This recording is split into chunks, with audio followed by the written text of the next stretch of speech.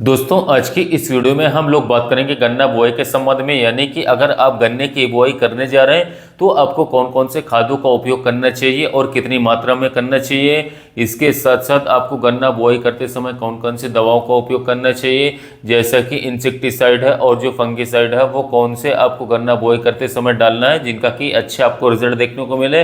तो इसके बारे में किसान भाइयों आपको इस वीडियो के माध्यम से जानकारी दी जाएगी। इससे पहले आप हमारे कृषि मित्र चैनल पर नए आए हो तो कृपया हमारे चैनल को किसान भाइयों आप सब्सक्राइब करना मत भूलिएगा। किसान भाइयों आपको आखिरी जुताई के पहले जो गोबर की सड़ी हुई खाद होती है वो आपको भरपूर मात्रा में अपने खेत में देनी है। तकरीबन आपको 3 से 4 ट्रॉली साथियों 1 एकड़ में डालना है। यानी कि किसान भाइयों पहली जो खाद है सबसे महत्वपूर्ण वो है हमारी गोबर की खाद। इसके बाद भी आपको जितने भी किसान साथियों रासायनिक खादें वो डालनी है। सबसे ज़्यादा जो आपके लिए खेत के लिए जरूरी है वो होती है गोबर की सड़ी हुई खाद, जो कि किसान भाइयों आपके जो भूमि में लाभदायक जीवाणु होते हैं उनको किसान भाइयों भोजन प्रदान करवाता है, जिससे कि आपकी जो फसल है साथियों वो भी अच्छी होती है। और इसके साथ साथ साथियों जो रासायनिक खाद आप डालेंगे वो भी आपकी फसल में साथियों अच्छी मात्रा में लगेगी, क्योंकि उनको सॉल्युबल फॉर्म में हमारे जो मिट्टी में जो जीवाणु होते हैं वो भी साथियों पौधे की जड़ों तक पहुंचाते हैं।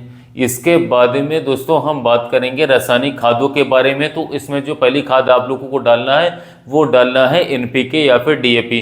दोनों में से किसी भी एक को आपको उपयोग करना होगा। और इसकी जो मात्रा के बारे में बात करें तो तकरीबन आपको 50 से 60 किलोग्राम या तो डीएपी या फिर एनपीके आप लोगों को साथियों 1 एकड़ में डालनी है। और अगर दोस्तों आप डीएपी यूज कर रहे हैं तो उसमें जो पोटेशियम नहीं होता है, तो पोटेशियम की पूर्ति के लिए साथियों आपको म्यूरेट ऑफ पोटाश यानी कि एमओपी जो हमारा दानेदार आता है वो तकरीबन आपको 30 से 35 किलोग्राम प्रति एकड़ के हिसाब से डालनी बुआई करते समय। अगर आप डीएपी यूज़ कर रहे हैं तो उसके साथ में आपको 25 से 30 किलोग्राम या 35 किलोग्राम तक आपको एमओपी पोटाश देना होगा, म्यूरेट ऑफ पोटाश देना होगा। आप पोटेशियम की पूर्ति कर सकते हैं। इसके बाद में बात करें दूसरे खाद के बारे में जो कि आपको गन्ना बुआई करते समय डालनी चाहिए, आवश्यक रहता है। इसका नाम है सल्फर। सल्फर तकरीबन आप लोग को 4 से 5 किलोग्राम प्रति एकड़ के हिसाब से साथियों गन्ना बुआई करते समय डालना चाहिए, क्योंकि जो सल्फर होती है एक तो ये फंगिसाइड का काम करती है, एक्रिसाइड का काम कर सकती है। यानी कि जब आप गन्ने के टुकड़े ज़मीन में बोएंगे तो शुरुआती स्टेज में फंगस का जो आक्रमण है गन्ने में अधिक होता है, जिससे कि आपका जो जमाव है साथियों प्रभावित हो जाएगा।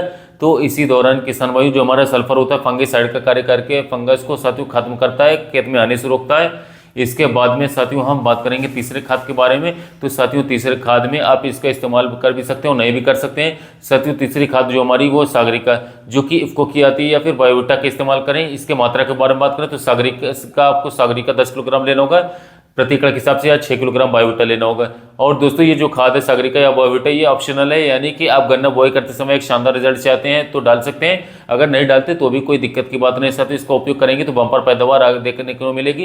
या फिर पहली सिंचाई या दूसरी सिंचाई के समय भी किसी को उपयोग कर सकते हैं। यानी कि 2 खादें जो मैंने आपको बताई थी एनपीके डीएपी में से किसी भी एक को, और किसान भाई जो दूसरी खाद थी वो सल्फर, दोनों खादों को साथियों को गन्ना बुआई करते समय साथियों अवश्य डालना चाहिए।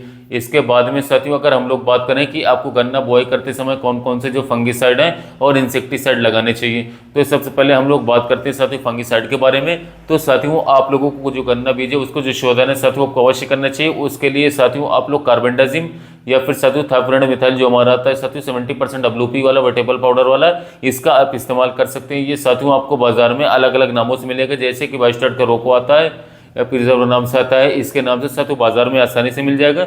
अगर हम लोग बात करें इनकी मात्रा के बारे में तो तकरीबन साथियों आपको 2.5 से 3 ग्राम प्रति लीटर के हिसाब से साथियों मिला करके आप लोगों को जो आप गन्ने के टुकड़े बोए साथियों उनके कूड़ों पर साथियों आप लोगों को इस फंगिसाइड का स्प्रे कर देना है।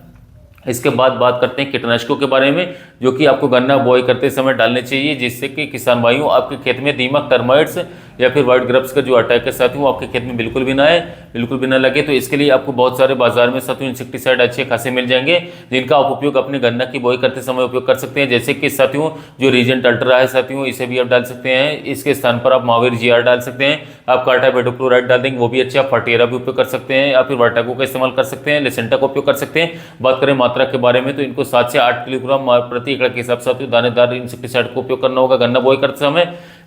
साथियों ये थी जानकारी गन्ना बुआई करते समय साथियों इंसेक्टिसाइड के बारे में।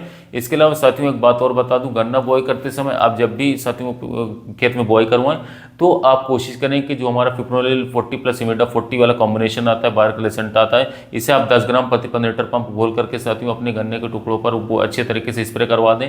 इसके साथ आप एक शानदार रिजल्ट के लिए फंगस जनित बीमारियां न लगो इसके लिए फंगीसाइड ले सकते हैं। फंगीसाइड के रूप में आप कार्बेंडाजिम मैंकोजेब 50 ग्राम प्रति 15 लीटर पंप ले सकते हैं इसी घोल में। और इसी घोल में एक बैक्टीसाइड भी ले सकते हैं, जैसे कि हमारा बायोमाइसिन आता है, बायोमाइसिन आप 30 ml प्रति 15 लीटर पंप ले लें, जो कि बायोस्टैट का आता है। इससे बैक्टीरिया नाशक बीमारी नहीं लगेगी। इसके अलावा साथियों फंगस जनित बीमारी नहीं लगेगी, कीटों का अटैक नहीं होगा। तो साथियों बेस्ट से बेस्ट रिजल्ट निकाल कर देकर लंबे समय तक कीट नहीं लगेंगे, फंगस वाली बीमारियां नहीं लगेंगी और कोई भी दिक्कत नहीं रहेगी। गन्ने की बुआई जो है एकदम फ्रेश होकर के चलेगी, जमाव काफ़ी शानदार आएगा, जल्द से जल्द जमाव आएगा, गन्ने स्वस्थ रहेंगे, तंदुरुस्त रहेंगे आगे चल करके और एक अच्छे उत्पादन करनी हो। साथियों बुआई करते समय रखा जाता है, तो इस बात का ध्यान दें।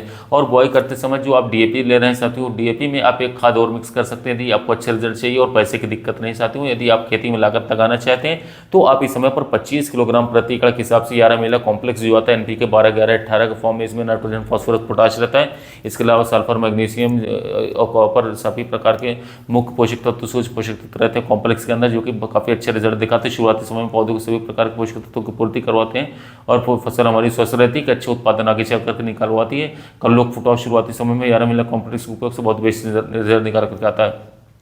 तो बुआई करते समय खाद के बारे में बात करें तो आप 50 से 60 किलोग्राम डीएपी ले लें 1 एकड़ में। इसके साथ आप साथियों ह्यूमिक एसिड 98% वाला 2 किलोग्राम प्रति एकड़ ले लें। इसी के साथ आप ये लोग 11 मिला कॉम्प्लेक्स 25 किलोग्राम प्रति एकड़, इन तीनों को अच्छी तरीके से मिक्स करवा के दे बिखराव करवा के खेत में साथियों गन्ने की बुआई करवा देते हैं। तो 100% छोटे के साथ कर दो, जितने भी आपके इलाके में गन्ने की फसल लगी हुई उनसे तंदुरुस्त होकर के आपकी गन्ने की फसल चलेगी, रोग बीमारी काफ़ी कम देखने को मिलेगी और एक शानदार कल्लों को फुटा होगा, बढ़वार काफ़ी अच्छी तरीके से करेगी। 100% छोटे के साथ कर दो, यदि आप इतनी खाद दे लेते हैं तो आपको उत्पादन भी आगे आने वाले समय में काफ़ी अच्छे गन्ने की फसल से देखने को मिलेगा। तो यह साथियों गन्ने की फसल में बुआई के बारे में जानकारी, वीडियो अच्छा लगा तो चैनल को सब्सक्राइब कीजिए, वीडियो को लाइक कीजिएगा। मिलते हैं नए वीडियो में नए टॉपिक के साथ।